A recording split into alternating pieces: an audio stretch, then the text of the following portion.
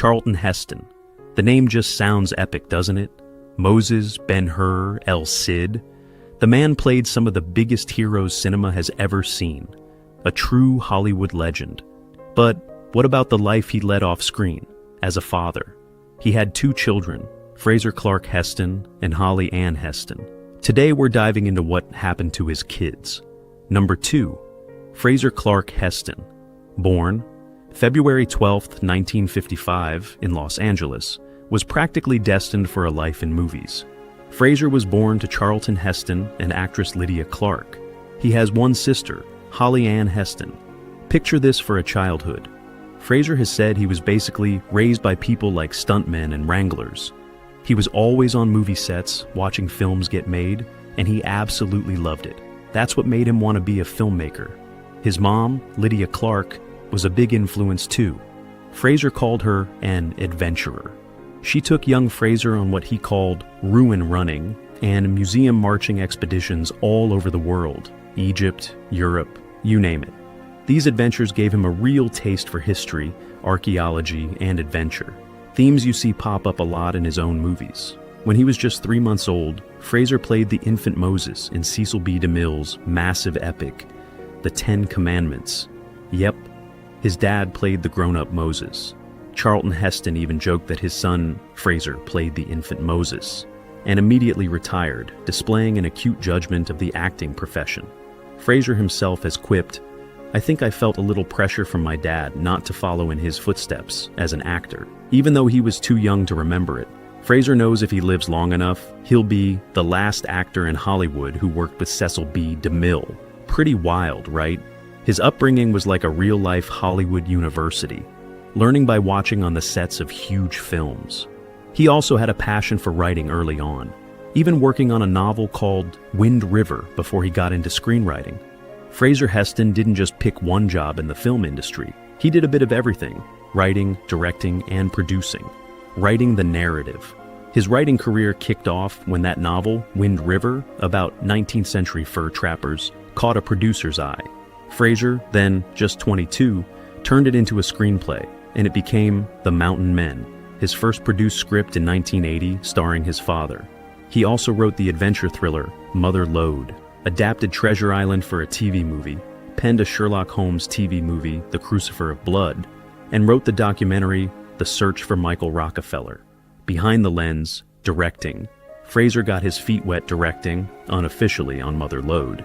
He then officially directed his father in those TV movies, Treasure Island and The Crucifer of Blood. His big credited feature film directorial debut was Needful Things, 1993, based on the Stephen King horror novel. And notably, this was his first major directing gig without his dad in the cast. He followed that with Alaska, 1996, a family adventure where his dad played the villain. His documentary direction on The Search for Michael Rockefeller, 2010, was also a significant achievement. The producer's role. In 1981, Fraser started his own production company, Agamemnon Films. This company was behind many of his projects, especially those with his father, like Mother Lode, A Man for All Seasons, his dad's TV adaptation, Treasure Island, The Crucifer of Blood, and the very personal Charlton Heston presents the Bible video documentary series. The working relationship between Fraser and Charlton Heston was a huge part of both their careers. It was a real creative partnership. Fraser often wrote scripts or directed projects that were perfect for his dad, especially in his later years. And of course, having Charlton Heston as your star helped get those projects made, often through Agamemnon Films. Fraser said of directing his iconic father in Treasure Island, "I was so busy, I never thought about that. It's really my favorite film that I made with my father." It sounds like they had a comfortable and respectful working dynamic. Fraser admired his dad's versatility and leadership, saying, "He wasn't afraid to take risks. He led by example." He also wanted people to know the real man behind the epic roles. He was a loving, artistic, interesting, tolerant individual. These later collaborations also show Fraser stepping into the role of a custodian for his father's incredible legacy. Fraser Heston's films got a range of reviews. The Mountain Men had some calling it an exciting odyssey, while others found it thin. Mother Lode got good marks from Variety for performances and suspense. Treasure Island was generally praised for being faithful to the book. The Crucifer of Blood had mixed reviews. His major studio debut as director, Needful Things, also got mixed reviews, though a much longer TV cut later aired, which Stephen King himself called amazingly good. The family adventure Alaska mostly got negative reviews from critics. However, his documentary The Search for Michael Rockefeller generally received positive user reviews. While direct personal awards for Fraser aren't heavily documented, his film Needful Things did get Amanda Plummer a Saturn Award. Fraser, whose nickname is Frey, married Marilyn Heston in 1980, and they have a son, John Jack Alexander Clarke Heston. Fraser, who is 6 feet 4 inches tall, lived for many years on a remote island in British Columbia before moving back to Los Angeles. In recent years, Fraser's public activities have often been tied to his family's legacy. He attended the dedication for the Charlton Heston Forever stamp in 2014 and the Hollywood premiere of the Ben-Hur remake in 2016. More recently, in 2023, there was excitement about the 4K re-release of his film Needful Things, especially its extended TV cut. Number 1, Holly Ann Heston, born on August 2, 1961. Ann was adopted by Charlton Heston and his wife, Lydia Clarke Heston, shortly thereafter. She grew up in a high-profile family, with Fraser as her older brother. Holly has contributed to biographies of her father, sharing personal family memories. For Mark Elliott's 2017 biography, Charlton Heston, Hollywood's Last Icon.